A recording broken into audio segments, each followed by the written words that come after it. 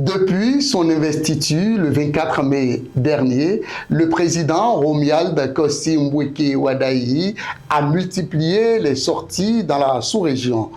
Au Nigeria, au Niger, au Burkina Faso, au Togo et en Côte d'Ivoire. En toile de fond, les enjeux sécuritaires, l'intégration régionale et la coopération économique.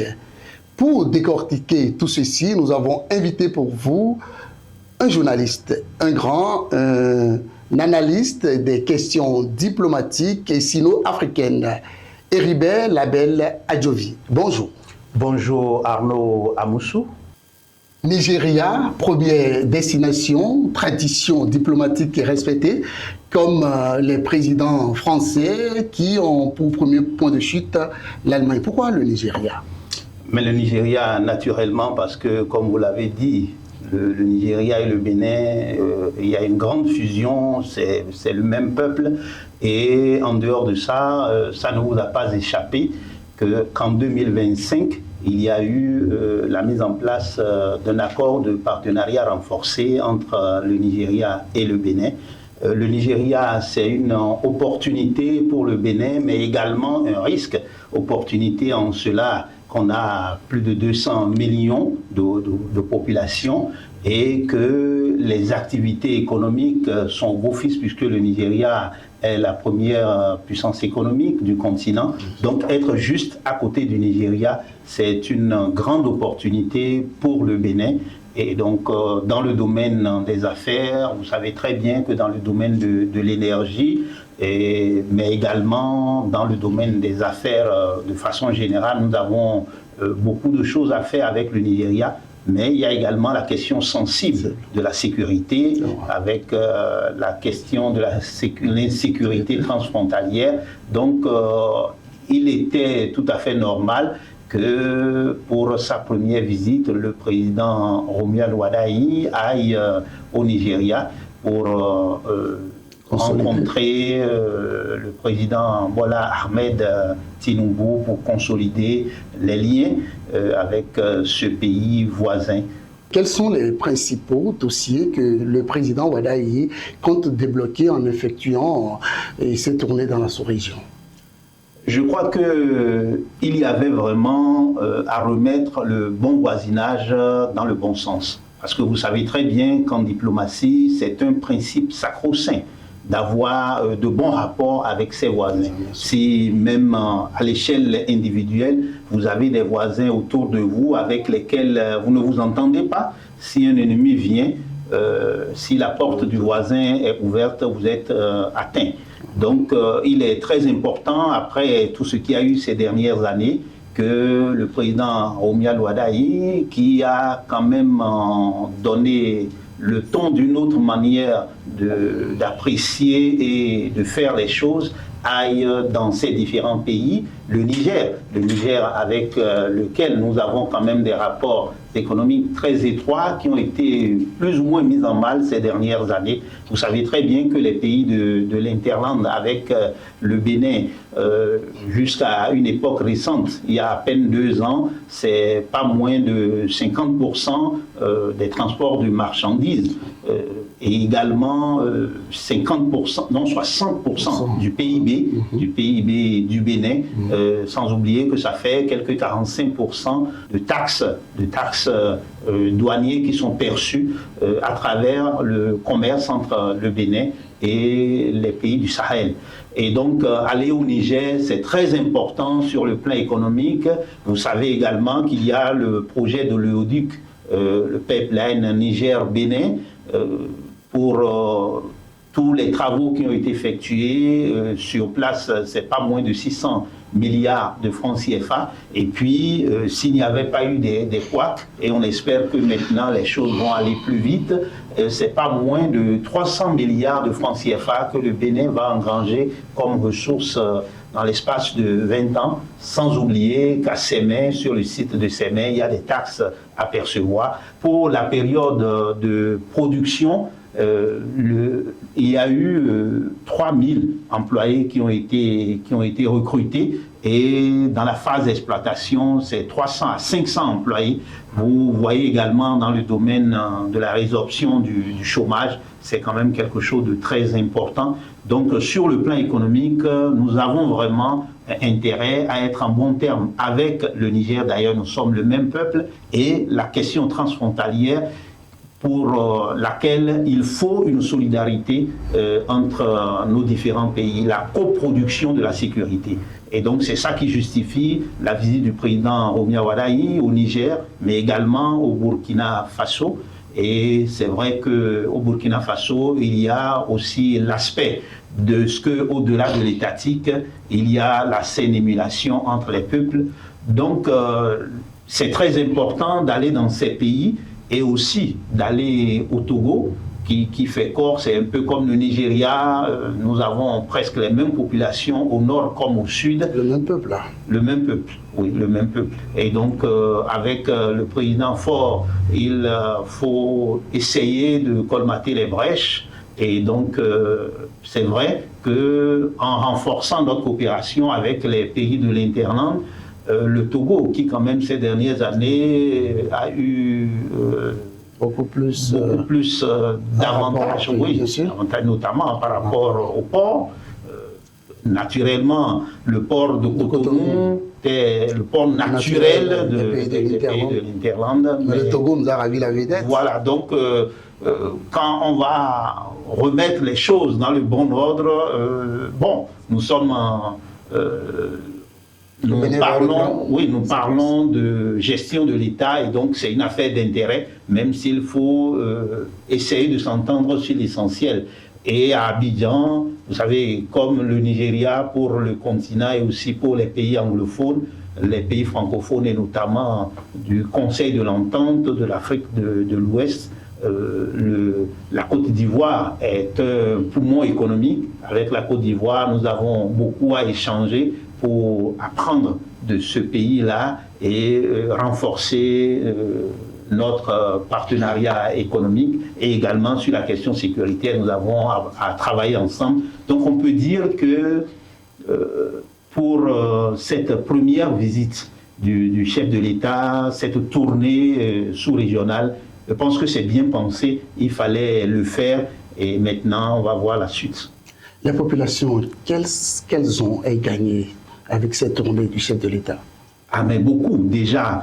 Moi j'ai échangé avec quelques amis nigériens, et ils m'ont dit le commerce entre le Niger et le Bénin par rapport au port, si on élargit à tous les pays de l'Interland, c'est pas moins de 4 millions de personnes qui sont impliquées. Beaucoup sont retournés chez eux parce qu'il y a eu cette situation passagère. Donc vous pouvez imaginer le nombre de foyers qui sont nourris à travers les activités au port autonome de Cotonou. Et donc si il y a reprise des activités, on espère qu'après les échanges qu'il y a eu avec les chefs de l'État et la commission mixte qui a été mise en place, les choses iront très rapidement. Donc pour les populations, c'est une très bonne nouvelle. Et les populations espèrent que des intentions, on arrivera à un accord cadre plus renforcé pour permettre à ce que la coopération entre le Bénin, le Niger, le Bénin, le Burkina Faso, ainsi que les autres pays, le Mali, même jusqu'au Tchad, qu'on ait la reprise des activités économiques, notamment au port. Et comme vous le savez bien, on en a parlé il y a un instant par rapport au projet de l'oléoduc. C'est quelque chose de très intéressant. Les populations qui travaillent dans ce projet-là pourront vraiment avoir de quoi satisfaire leurs besoins, et le Bénin également d'engranger beaucoup de ressources. Heribert Labelle Adjovi, à l'arrivée du président Romial Wadayi sur cette terre, et notamment nos voisins, nous avons parlé tout à l'heure du Niger et du Burkina Faso, nous avons vu l'enthousiasme des populations, certainement des deux côtés, les Béninois aussi, puisque nous sommes allés sur le terrain, nous avons fait des interviews, nous avons rencontré des Nigériens qui étaient très contents.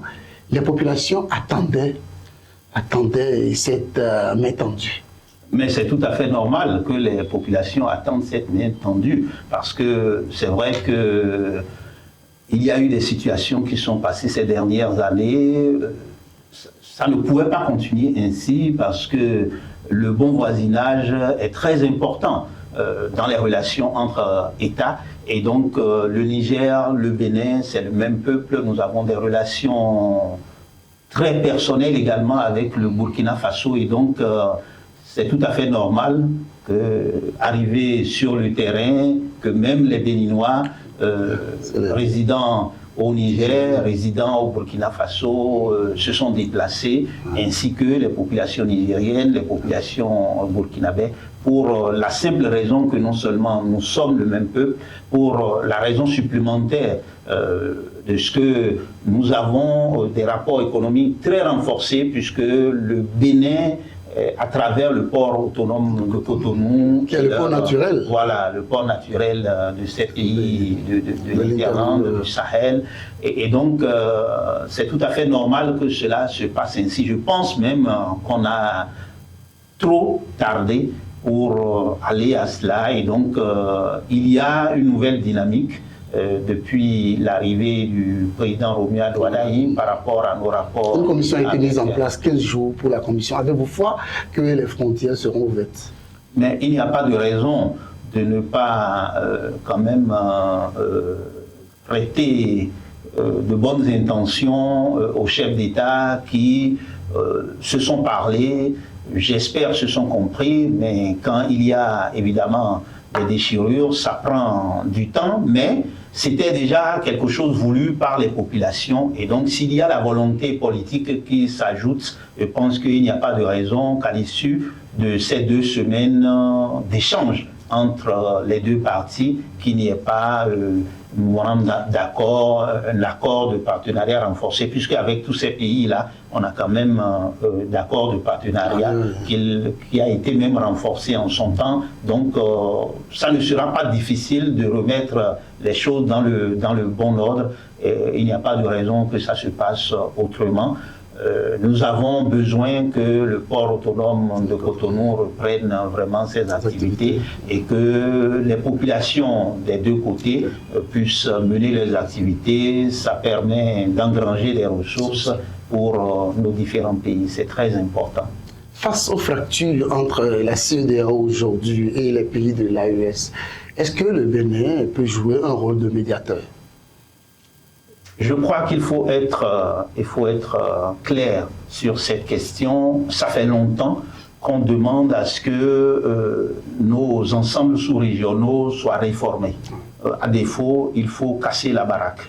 C'est-à-dire qu'il est très important que l'on tienne compte des aspirations des populations. Sinon, si nous avons une CEDEAO qui répond aux dictats de ceux qui nous ont empêchés toujours de nous développer. Vous pensez? Mais oui, mais bien sûr que oui. Si on doit recevoir de l'ordre de Paris, de Washington, ou je ne sais d'où, de Londres, pour régler les questions liées à notre communauté, ce n'est pas une bonne chose. La preuve, la question de la monnaie dans l'espace français, tout ça, on a vu tout ce que cela a donné. Donc, si les ensembles sous-régionaux ne peuvent pas nous aider d'aller loin, tels que les premiers présidents de nos États ont voulu, et on peut les saluer d'avoir travaillé à ce qu'il y ait ces espaces économiques, mais s'il n'y a pas de contenu, s'il n'y a pas des projets intégrateurs pour permettre à ce qu'on ait des routes transfrontalières, on ait également, que ce soit au niveau de l'énergie, de l'eau, de biens, de domaines, construire la prospérité ensemble, ce n'est pas important. Et donc, actuellement, par rapport aux pays de l'AES, personnellement, je ne demanderais pas forcément qu'il retourne à la CEDEAO en l'état. Ce n'est pas très intéressant, à moins qu'on aille aux réformes. Vous voyez, CEDEAO, réforme, Union africaine, réforme, même les Nations Unies ont besoin de réformes et ces réformes sont bloquées parce qu'il y a les grandes puissances occidentales qui ne voient les rapports entre États que des rapports de domination lorsqu'on est en position de force. C'est votre point de vue? Mais c'est mon point de vue, mais c'est ce qui se constate. Et je pense que même aujourd'hui en Occident, c'est un secret de polichinelle qu'il faudra revoir. Cette pensée qui fait que puissance rime avec domination des autres. On n'a pas besoin et on peut être puissant tout en travaillant à ce qu'on vive dans une communauté d'avenir partagé pour l'humanité, tel que le prône le président chinois Xi Jinping, par exemple. Donc, pour cette question précisément, je ne suis pas certain que c'est de l'avantage des pays de l'AES en l'état de revenir dans la CEDEAO. Je pense même que la tendance irait à ce que peut-être d'autres pays rejoignent l'AES. Heribert Label Adjovi, si vous étiez conseiller diplomatique du président Wadayi, que le conseillerez-vous? Mais la première chose déjà, c'est qu'il faut institutionnaliser les acquis de cette tournée sous-régionale et qu'au-delà du travail des commissions, actuellement à l'issue de cette étape-là, quand les rapports seront pondus, qu'il y ait vraiment une institutionnalisation de ces acquis-là. Je pense que c'est très très important. Deuxième chose qui est très importante également, c'est qu'il faut renforcer vraiment l'intégration économique. Parce que nous avons les ensembles sous-régionaux et puis déjà en notre sein nous avons le Conseil de l'entente, mais on n'a pas beaucoup de projets intégrateurs. Je pense qu'il y a des choses déjà rien que dans le domaine agricole que le Bénin produit, que le Togo ne produit pas et qu'on pourrait faire des échanges dans ce sens-là et construire également des infrastructures ensemble. Ça sera très important pour nos populations. Le Nigeria, la langue, beaucoup permettre à ce que la jeunesse béninoise s'intéresse davantage à l'anglais et la jeunesse nigériane au français, c'est quelque chose de très important. Troisième chose également, il faut renforcer la coopération sécuritaire parce que nous savons très bien tout ce qui se passe actuellement et tout cela se passe pourquoi? Parce qu'on a la volonté d'aller au développement. Il n'y a pas eu cette affaire de terrorisme dans un pays comme le Bénin sans qu'il n'y ait eu ce projet de pipeline Bénin-Niger.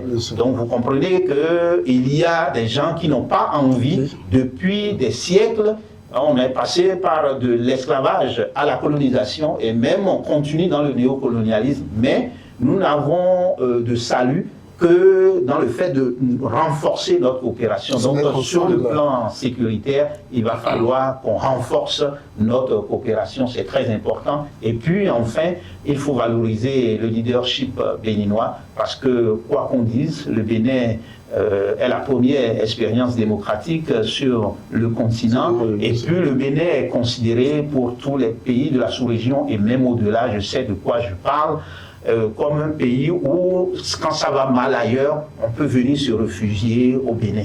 Donc, une terre d'accueil. Une terre d'accueil pour les populations de partout en Afrique et même, vous le savez très bien, quand même des ambassadeurs étrangers, même occidentaux, viennent au Bénin et qu'il est question de repartir, c'est toujours avec des larmes parce que c'est un pays particulier, notre pays, le Bénin. Et donc, je lui dirais de travailler à ce que ces acquis-là reviennent pleinement et soient renforcés.